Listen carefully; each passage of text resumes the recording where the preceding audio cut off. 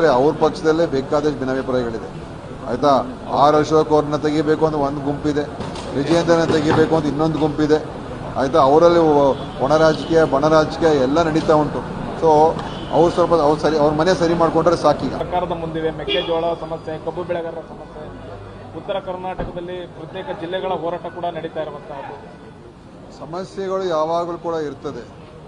ಸಮಸ್ಯೆ ಇಲ್ಲದೆ ಇರುವಂಥ ಒಂದು ವ್ಯವಸ್ಥೆ ನಮ್ಮ ದೇಶದಲ್ಲಿ ಏನಿಲ್ಲ. ಯಾವುದೇ ಸರ್ಕಾರ ಇರಲಿ, ರಾಜ್ಯ ಸರ್ಕಾರಕ್ಕಿರಲಿ, ಕೇಂದ್ರ ಸರ್ಕಾರಕ್ಕಿರಲಿ ಆಯಿತಾ. ಅದರಿಂದ ವಿಪಕ್ಷಗಳು ಸಮಸ್ಯೆಗಳು ಸುರಿಮಳೆ ಇದೆ ಅಂತ ಹೇಳುವಂಥದ್ದೇನೋ ಅದೇನು ದೊಡ್ಡ ವಿಷಯ ಏನಲ್ಲ. ಆದರೆ ಎಲ್ಲ ಸಮಸ್ಯೆಗಳಿಗೆ ಸ್ಪಂದಿಸ್ತಾ ಇರತಕ್ಕಂಥ ಸರ್ಕಾರ ಅಂತ ಹೇಳಿದ್ರೆ ನಮ್ಮ ಸರ್ಕಾರ.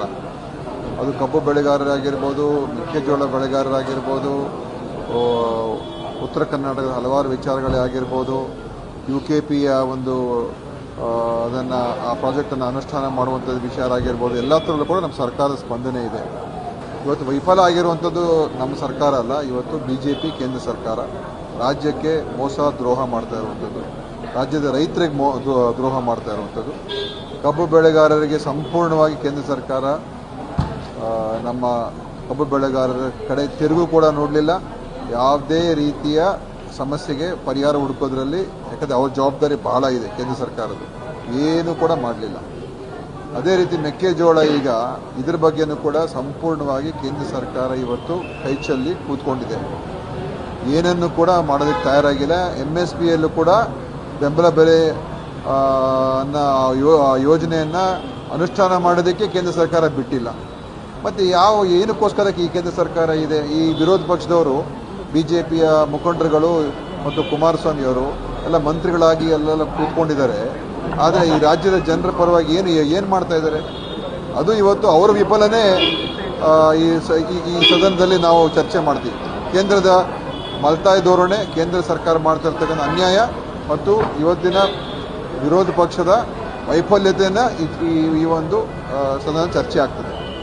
ಅದ್ರ ಜೊತೆಗೆ ಸರ್ ಏನಂದರೆ ಉತ್ತರ ಕರ್ನಾಟಕದಲ್ಲಿ ಏನು MRP ಇದು ರೇಟ್ ಬೇಕಾಗಿರುತ್ತೆ, ನಿಗದಿತ ಬೆಲೆಗೆ ಒಂದು ಸ್ಪಂದಿಸೋ ಅಂಗಡಿಗಳು ಬೇಕಾಗಿದೆ, ಅದೇನ ಕೂಡ ಓಪನ್ ಆಗ್ತದೆ ರೈತರದ್ದು ಸರ್. MSP ಸರ್ ನೋಡಿ, MSP ಮೆಕ್ಕೆಜೋಳದ ಹೌದು, MSP 2,400 ರೂಪಾಯಿ ಮೆಕ್ಕೆಜೋಳ ಖರೀದಿ ಮಾಡೋಕ್ಕೆ ಕೇಂದ್ರ ಸರ್ಕಾರ ಹೇಳಿದೆ, ಅಂದರೆ ಘೋಷಣೆ ಮಾಡಿದೆ ಅಷ್ಟೇ.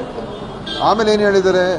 ನಾವು ನೀವು ಖರೀದಿ ಮಾಡೋಕ್ಕೆ ನಾವು ಒಪ್ಪಿಗೆ ಕೊಡೋದಿಲ್ಲ, ಯಾಕೆಂದರೆ ನೀವು ಖರೀದಿ ಮಾಡಿದ್ರೆ ನೀವು ಅದನ್ನು ನಿಮ್ಮ ಪಡಿತರ ವ್ಯವಸ್ಥೆಯಲ್ಲಿ ಉಪಯೋಗಿಸ್ಕೋಬೇಕು ಅಂತ. ನಮ್ಮ ಪಡಿತರದ ಉಪಯೋಗಿಸ್ಕೊಳ್ಳೋಕ್ಕಾಗಲ್ಲ. ಮತ್ತು ಒಂದು ರೀತಿಯಾಗಿ ಅವರು ನೀವು ಖರೀದಿ ಮಾಡೋದಕ್ಕೆ ಅವ್ರು ಬಿಟ್ಟಿಲ್ಲ. ಸೊ MSP ಘೋಷಣೆ ಯಾಕೆ ಮಾಡಬೇಕು ಇವರು? MSPಗೂ ಪಡಿತರ ವ್ಯವಸ್ಥೆಗೂ ಏನು ಸಂಬಂಧ? ನನಗೆ ಅರ್ಥ ಆಗೋದಿಲ್ಲ. ಸೊ ಕೇಂದ್ರ ಸರ್ಕಾರ ಇವತ್ತು ನೀವು ಈಗ ನೀವು ಕೇಂದ್ರ ಓಪನ್ ಮಾಡಿ ಅಂತ ಹೇಳ್ತಾ ಕೂತ್ಕೊಂಡ್ರೆ, ಕೇಂದ್ರ ಸರ್ಕಾರ ಬೆಂಬಲ ಬೆಲೆ ಅಡಿಯಲ್ಲಿ ದುಡ್ಡಾದರೂ ಕೊಡಬೇಕಲ್ಲ ನಮಗೆ.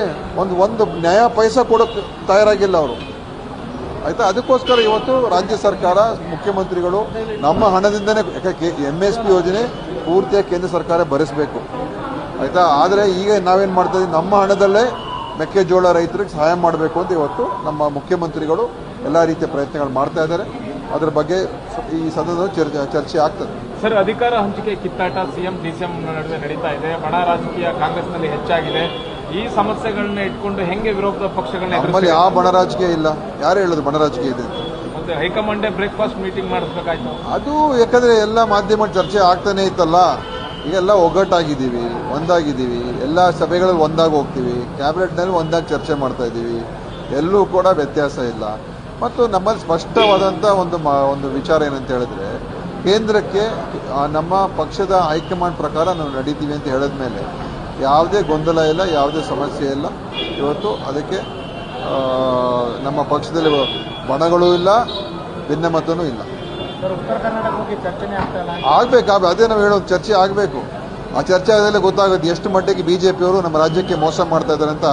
ಚರ್ಚೆ ಆದ್ರೇನೆ ಗೊತ್ತಾಗ್ತದೆ. ಸರಿ, ಅವಿಶ್ವಾಸ ನಿರ್ಣಯವನ್ನು ಮಂಡಿಸ್ತೀವಿ ಅಂತ BJP ಹೇಳ್ತಾರೆ. ಯಾಕಂದ್ರೆ ಸರ್ಕಾರದಲ್ಲಿ ಒಬ್ರಿಗೊಬ್ರಿಗೆ ವಿಶ್ವಾಸ ಇಲ್ಲ, ಸಚಿವರುಗಳು ಬಣ ಆಗಿದೆ. ಅವ್ರು ಏನಾದರೂ ಅವಿಶ್ವಾಸ ಮಂಡಿಸಿದ್ರೆ ಅದು ಯಾಕೆ ಮಂಡಿಸ್ತಾರೆ ಅಂತೇಳಿ ಒಂದು ಚರ್ಚೆ ಮಾಡೋಕೆ ಅವಕಾಶ ಸಿಗ್ಬೋದು ಅಂತ ಮಂಡಿಸ್ಬೋದು ಅಷ್ಟೇ. ಇಲ್ಲದೆ ಹೋದರೆ ಇನ್ನು ಬೇರೆ ಏನು ಕೂಡ ಅದರಿಂದ ಸಾಧನೆ ಮಾಡೋದಕ್ಕೆ ಏನೇನು ಕೂಡ ಇಲ್ಲ. ನಮ್ಮಲ್ಲಿ 1% ಕೂಡ ನಾವಲ್ಲಿ ಹಂಗೆ ನೋಡೋಕೆ ಹೋದರೆ ಅವ್ರ ಪಕ್ಷದಲ್ಲೇ ಬೇಕಾದಷ್ಟು ಭಿನ್ನಾಭಿಪ್ರಾಯಗಳಿದೆ ಆಯಿತಾ. ಆರ್ ಅಶೋಕ್ ಅವ್ರನ್ನ ತೆಗಿಬೇಕು ಅಂತ ಒಂದು ಗುಂಪಿದೆ, ವಿಜಯೇಂದ್ರನ ತೆಗಿಬೇಕು ಅಂತ ಇನ್ನೊಂದು ಗುಂಪಿದೆ ಆಯಿತಾ. ಅವರಲ್ಲಿ ಒಣ ರಾಜಕೀಯ ಬಣ ರಾಜಕೀಯ ಎಲ್ಲ ನಡೀತಾ ಉಂಟು. ಸೊ ಅವ್ರು ಸ್ವಲ್ಪ ಅವ್ರ ಮನೆ ಸರಿ ಮಾಡಿಕೊಂಡ್ರೆ ಸಾಕಿ.